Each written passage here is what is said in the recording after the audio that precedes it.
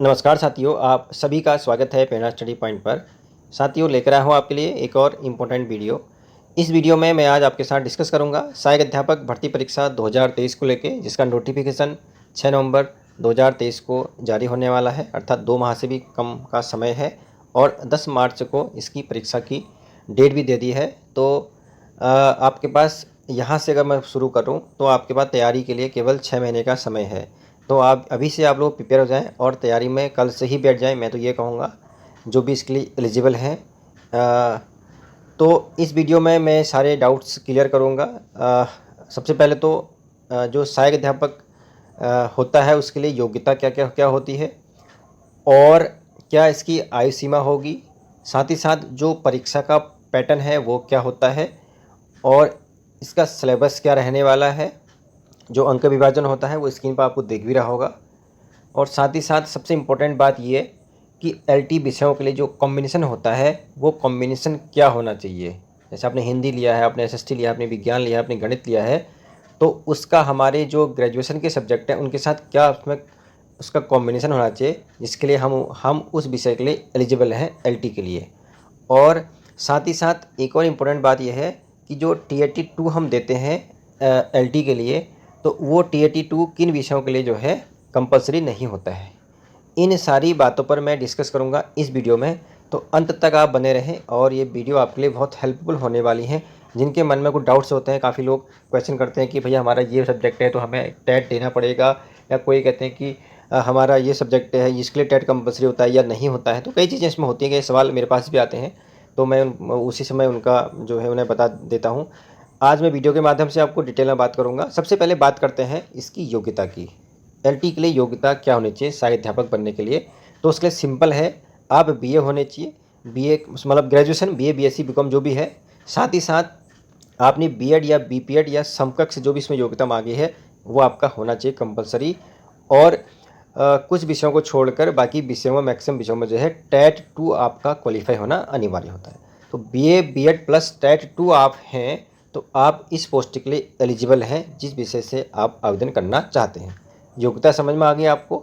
अब बात करते हैं इसकी आयु सीमा की। तो जो आयु सीमा होती है एलटी के लिए वो होती है आपकी 21 वर्ष से लेकर के 42 वर्ष तक। तो 21 वर्ष से कम नहीं होनी चाहिए और 42 वर्ष से अधिक आपकी आयु नहीं होनी चाहिए। ये आपकी योग्यता की बात होगी।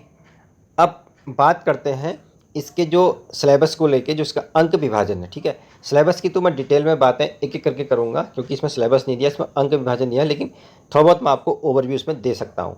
देखो, इसमें कुछ विषय दिए हैं, लगभग 14-15 विषयों पर ये परीक्षा होती है। तो सबसे पहले तो इसका जो परीक्षा पैटर्न रहने वाला है वो आपका 100 नंबर का होगा। अलग अलग पैटर्न चेंज होते रहते हैं। इससे पहले जब 2014 में जब यूबीटीआर के पास ये पेपर था तो उस समय 200 अंक की परीक्षा होती थी और उसमें से भी 100 नंबर का जो सब्जेक्ट आता था और 100 नंबर का उसमें जनरल पेपर होता था। लेकिन इसमें जनरल पेपर नहीं है अभी तक। तो अब नेक्स्ट बीकेएफटी जब आती है उसमें क्या चेंजेस होते हैं यह भी कहना मुश्किल है, फिलहाल तो लग नहीं रहा है। तो इसमें इन्होंने दिया है 30 नंबर का जो पेडागोजी वाला होता है, जो हमारी साइकोलॉजी होती है, वो आपकी 30 नंबर की इसमें दिए हुए हैं और 70 नंबर का आपका सब्जेक्ट होगा। तो 30+7 का इन्होंने इसमें रेशियो बनाया हुआ है। 30 नंबर की पेडागोजी, 70 नंबर का सब्जेक्ट। और इसका जो अंक विभाजन है वो उस प्रत्येक सब्जेक्ट में दे रखा है। जैसे आपका ये सामान्य है एसएसटी के लिए, तो उसमें जो इंटरमीडिएट स्तर के जो क्वेश्चन पूछे जाएंगे वो आपके 28 पूछे जाएंगे। उसमें हिस्ट्री, ज्योग्राफी, पॉलिटिकल साइंस और इकोनॉमिक्स में 28 है।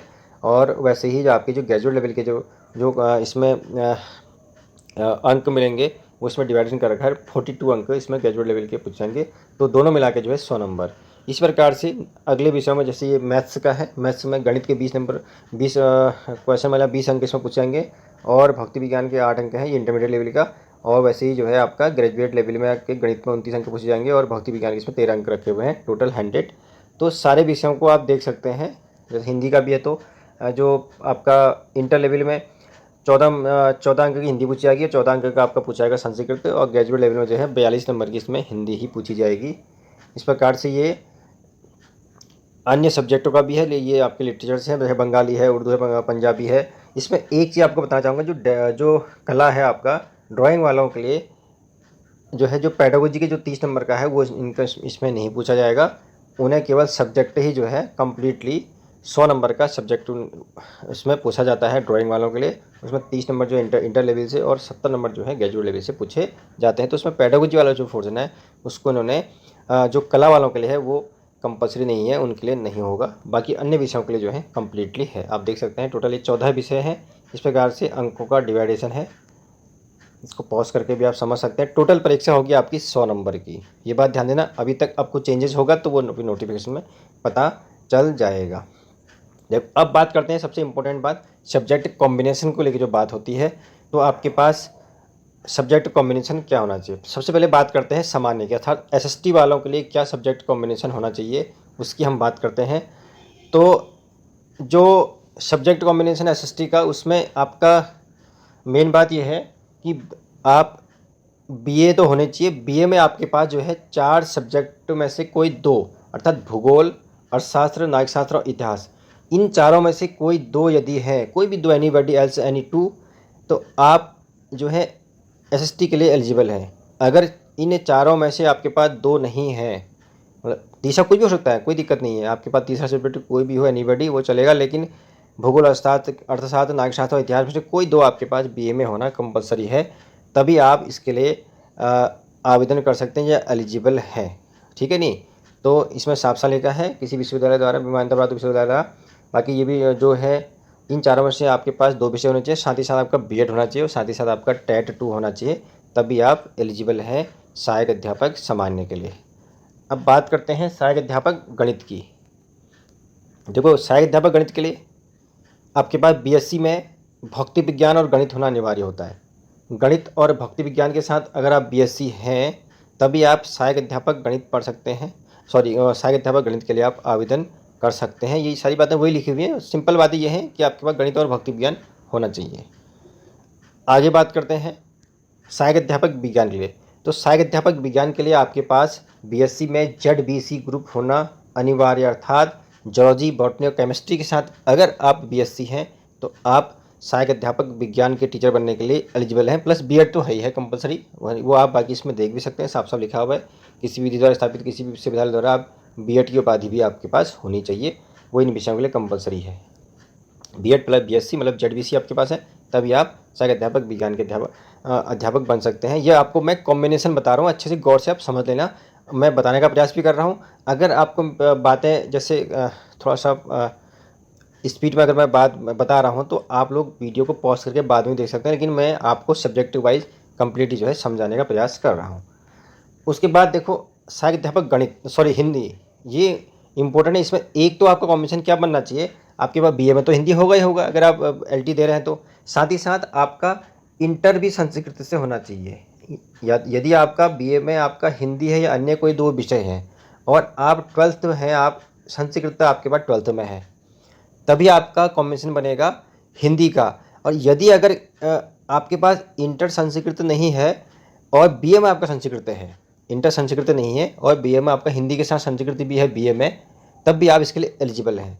और यदि आपके पास हिंदी के साथ संस्कृत बीए में नहीं है, बीए में अन्य कोई 2 विषय हैं, हिंदी तो आपके लिटरेचर आपके पास है, साथ में 2 अन्य विषय हैं, लेकिन आपके पास जो है इंटर संस्कृत से होना अनिवार्य है। अगर ऐसा नहीं है, केवल खाली हिंदी है आपकी और इंटर में आप इंटर संस्कृत से नहीं है, तो आप जो है सहायक अध्यापक एलटी हिंदी के लिए आपका कॉम्बिनेशन नहीं है, इस बात को ध्यान देना। और अब ये जो इनका जो साथ में अगर आपका इंटर संस्कृत से नहीं भी है और आपका हिंदी प्लस हिंदी संस्कृत और एक अन्य कोई विषय है आपका बीए में, आप फिर भी जो है सहायक अध्यापक हिंदी के लिए एलिजिबल हैं, ये बात ध्यान देना। तो हिंदी का कॉम्बिनेशन ऐसे बनता है। वैसे संस्कृत का है तो संस्कृत में वही है भैया, बीए में आपका संस्कृत होना कंपलसरी ही है।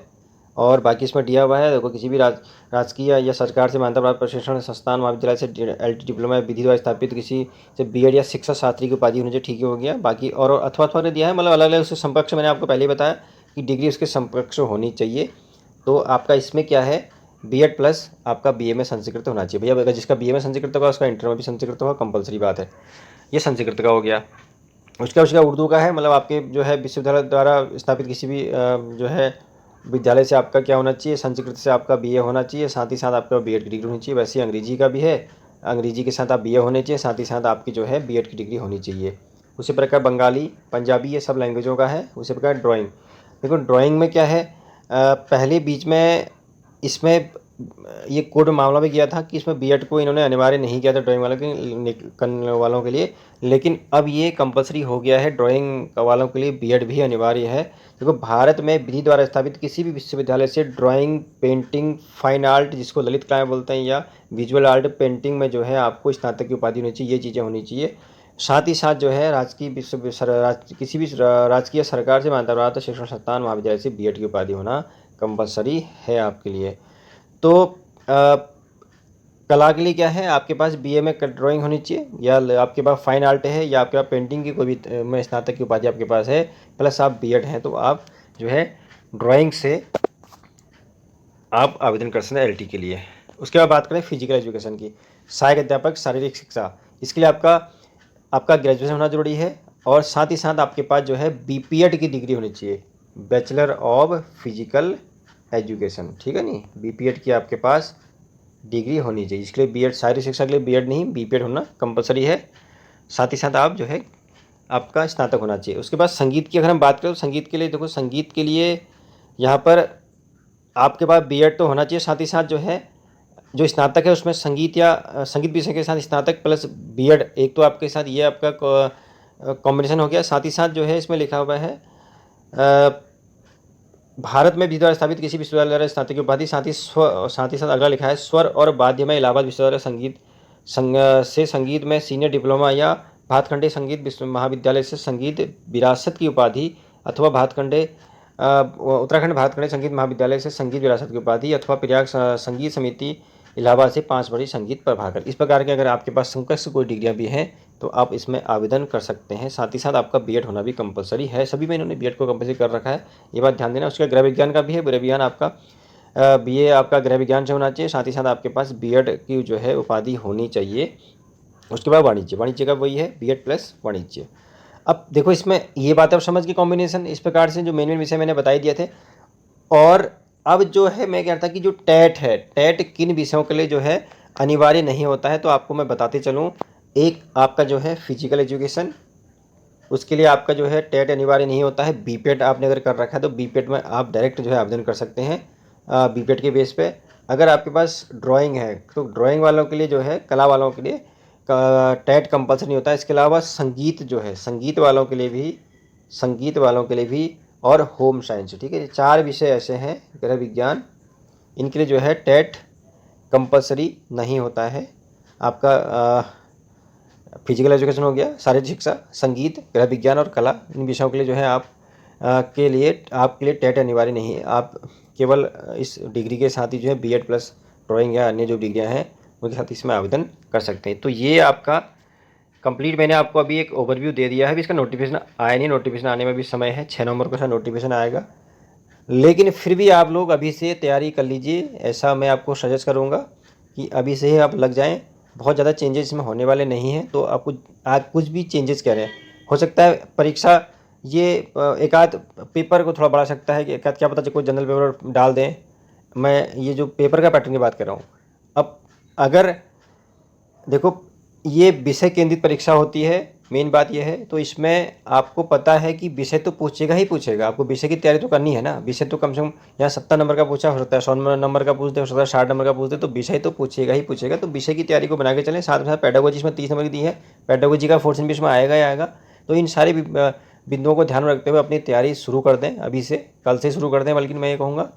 तो क्योंकि समय बहुत कम है, तो इसमें एग्ज़ाम की सबसे अच्छी बात यह है कि एग्ज़ाम की डेट भी दे दी है, और यूकेएसएससी जिस प्रकार से जो इसकी कार्यशैली अभी चल रही है, जिस प्रकार से ये काम कर रहा है, तो और 100 अभी जो तिथियाँ तो प्रस्तावित दी होती हैं, लेकिन 100% उसी डेट में परीक्षा होगी। तो 10 मार्च को आपको एलटी का एग्जाम आपको देने को मिलेगा, और 6 नवंबर को नोटिफिकेशन 100% आना ही आना है, कोई प्रस्तावित नहीं है, तो आप लग जाइए। अभी जो पोस्टों की बात है, देखो 657 पोस्टें इसमें कुल दिखा रखी हैं, तो ये पोस्टें फ़िलहाल तो पोस्टें कमी हैं, लेकिन अभी देखो मांगा उठेंगी तो कुछ रहेगा, तो बढ़ सकती है 100%, मुझे भी ऐसा बिलीव है।